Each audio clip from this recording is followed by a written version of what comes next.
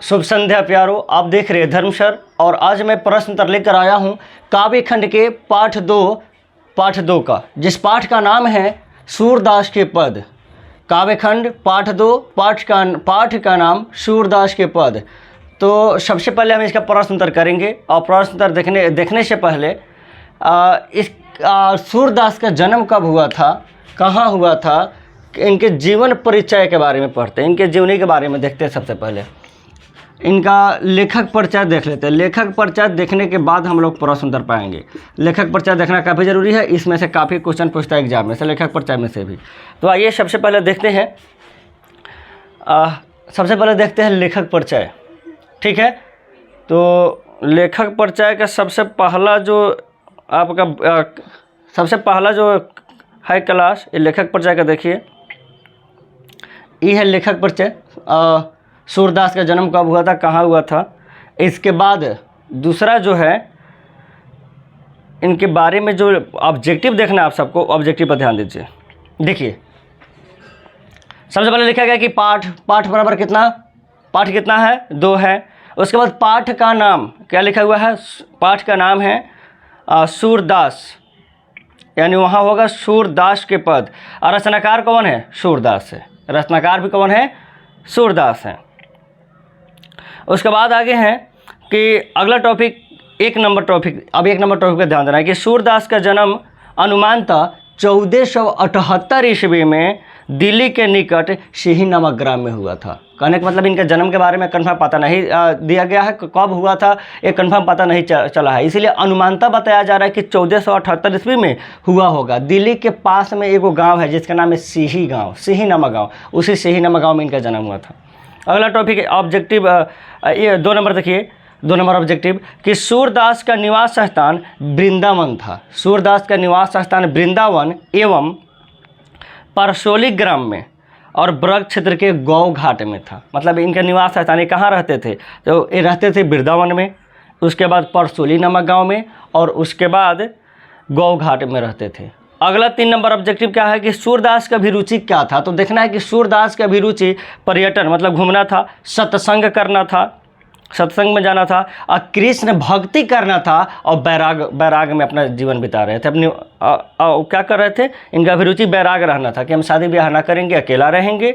उसके बाद मतलब में कि गौ घाट में अपना निवास करते थे। इनके अभिरुचि में पर्यटन करना, पर्यटन इधर उधर घूमते रहना, इस मंदिर वह मंदिर, उसके बाद सत्संग करना, कृष्ण भक्ति में लीन रहना, बैराग को अपना लेना।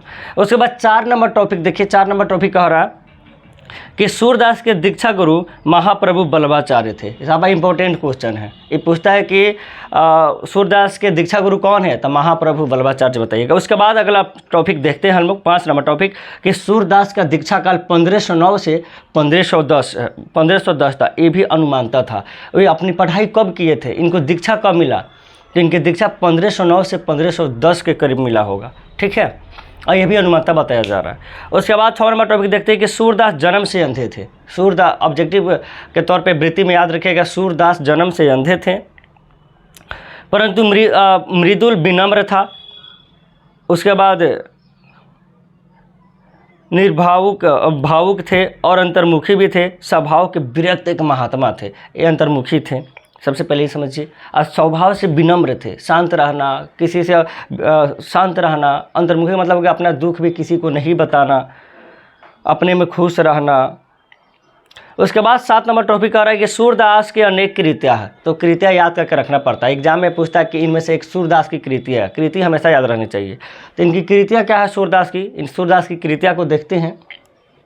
सूरदास की जो कृतियाँ हैं और सबसे पहले याद रखिएगा सूरसागर। सूरदास की कृतियाँ सूरसागर, सूरदास सूरसागर याद होनी चाहिए। मतलब एक ट्रिक अपना लो, सूरदास के सूरसागर ऐसे रचना। सूरसागर, साहित्य लहरी, राधा रस केली और सुरसारावली आदि इनके रचना था। आगे है 8 नंबर टॉपिक, सूरदास कृष्ण भक्त थे। मतलब किसके भक्त थे, तो कृष्णा जी के भक्त थे, एक कृष्णा जी को मानते थे। उसके बाद अगला है कि सूरदास 9 नंबर टॉपिक देखिए, सूरदास ब्रज भाषा के प्रसिद्ध कवि थे। ऑब्जेक्टिव पूछेगा कि सूरदास कौना भाषा के प्रसिद्ध कवि थे, तो बताइएगा ब्रज भाषा। ब्रज एक भाषा होता है, ब्रज भाषा होता है। ठीक है, उसके बाद है कि इस कविता में वात्सल्य भाव है। पूछेगा कि सूरदास के पद में सूरदास की कविता में कौन सा भाव है, तो कहिएगा वात्सल्य भाव है। कौन सा भाव है? वात्सल्य भाव है।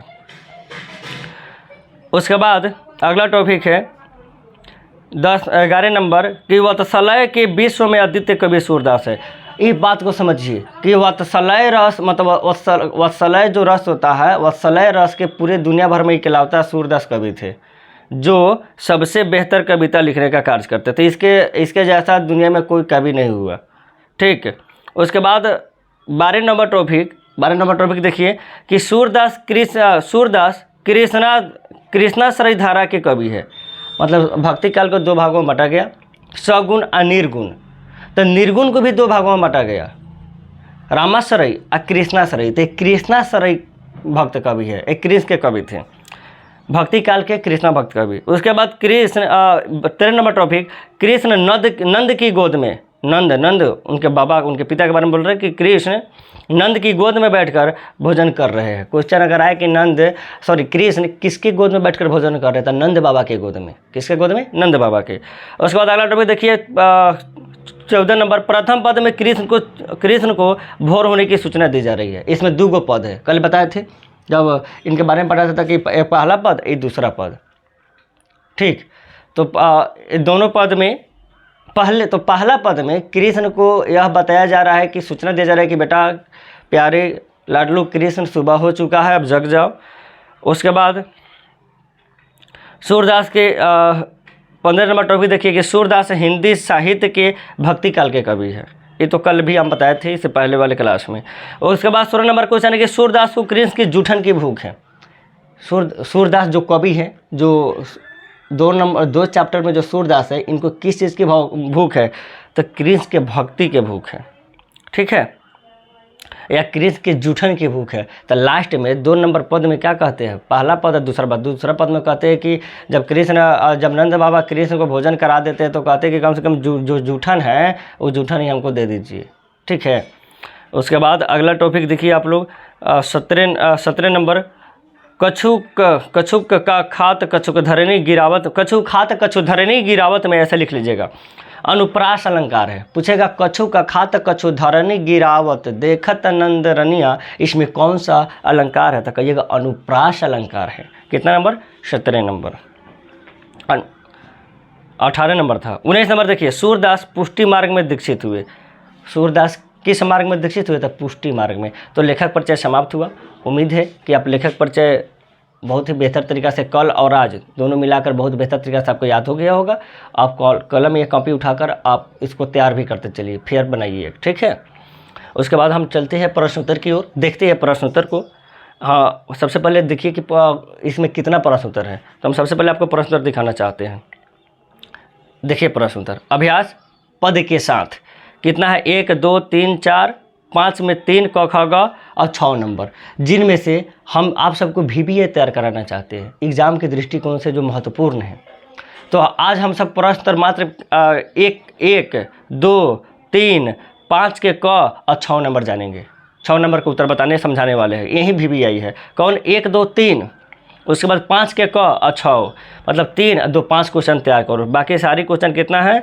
1 4 5 6 7 8 क्वेश्चन है, जिसमें 5 क्वेश्चन आप लोग को तैयार कराने वाले हैं ताकि एग्जाम के दृष्टिकोण से यही VBA है। तो 1 नंबर क्वेश्चन, सबसे पहले प्रश्न उत्तर को देखते हैं। 1 नंबर क्वेश्चन कि प्रथम पद में किस रस की व्यंजना हुई है? क्वेश्चन क्या लिखा गया है कि प्रथम पद में किस रस की व्यंजना हुई है? तो उत्तर है इसका प्रथम पद में वात्सल्य रस की व्यंजना हुई है। ऑब्जेक्टिव पहले ही बता दिए हैं कि उत्तर होगा प्रथम पद में वात्सल्य रस की व्यंजना हुई है। इनमें बालक कृष्ण को दुलार भरे कोमल मधुर स्वरों में सुबह होने की बात कहते हुए जगाया जा रहा है। 2 पद है। तो पहला पद में कृष्ण को भोर होने की सूचना देकर जगाया जा रहा है। दूसरा पद में उसके भोजन करने की सूचना, भोजन कैसे कर रहे इसके बारे में चर्चा है। तो हमें उम्मीद है कि 1 नंबर क्वेश्चन समझ आया होगा कि प्रथम पद में वात्सल्य रस की व्यंजना हुई है। इसमें बालक श्री कृष्ण को दुलार भरी कोमल मधुर स्वरों में भोर होने की सूचना दिया जा रहा है। 2 नंबर क्वेश्चन बहुत ही हल्का क्वेश्चन है। देखो पहले 2 नंबर क्वेश्चन, गाये बहुवचन है। गाये जो देख रहे हैं ये बहुवचन का रूप है। गाय एक वचन, गाये बहुवचन। गाये किस ओर दौड़ पड़ी? तो उत्तर होगा देखिए, गाय गाय सुबह होते ही रंभाती हुई बछड़ी की ओर दौड़ पड़ी। गाय सुबह होते ही रंभाती हुई बछड़े की ओर दौड़ पड़ी, क्योंकि उन्हें इंतजार था कि कब उन्हें हम दूध पिलाए। जैसे ही मनुष्य अपने बच्चों के लिए बेहाल होते उसी प्रकार जीव जंतु भी वैसा ही होते हैं, अपने बच्चों के लिए वैसा हम लोग की तरह उनका भी भाव है, बस वो भी सजीव है, बस उनके पास आवाज़ नहीं है, वो बोल नहीं पाते हैं। वरना दुख उन्हें भी होता है, दर्द उन्हें भी होता है, भूख उन्हें भी लगती है, सब कुछ वैसा ही होता है। जैसे हम लोग अपने बच्चों से प्रेम करते हैं उसी प्रकार वो सभी अपने बच्चों से प्रेम करते हैं। 3 नंबर क्वेश्चन देखिए, प्रथम पद का भावार्थ अपने शब्दों में लिखे। प्रथम पद, 2 पद है, प्रथम पद है दूसरा पद। तब प्रथम पद में कृष्ण को भोर होने की सूचना देते हुए जगाया जा रहा है। इस सारी बात कविता का जितना इसका उत्तर होगा, कविता के एक पद का पूरा अर्थ बता देना, हिंदी अर्थ बता दो, हो जाएगा इसका उत्तर। एक जो पहला पद है उसका पूरा हिंदी लिख दो, हो जाएगा क्या, इसका 3 का उत्तर हो जाएगा। तो देखते हैं 3 का उत्तर कि प्रथम पद में बालक कृष्ण को मैया यशोदा जगा रही है और सुबह होने का कई प्रमाण दे रही है।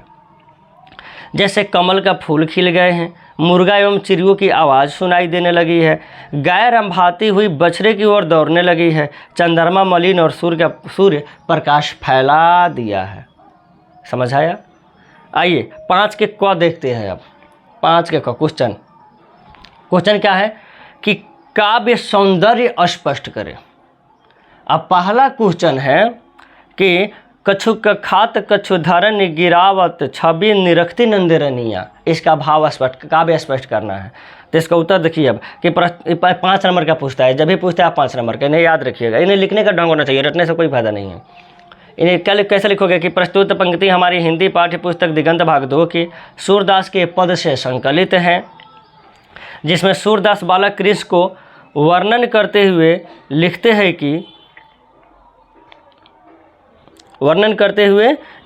कि बालक कृष्ण नंद बाबा के गोद में बैठा खाना खा रहा है।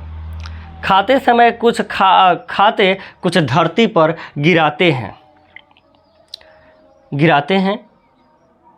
ये सभी दृश्य नंदरनिया देख रही है। यह काफ़ी मनमोहक दृश्य है, मन देखते ही मनमोहक। उसके बाद यह दृश्य नंदरनिया के अलावा 3 लोग और देख रहा है। ठीक है, इसका उत्तर हो गया।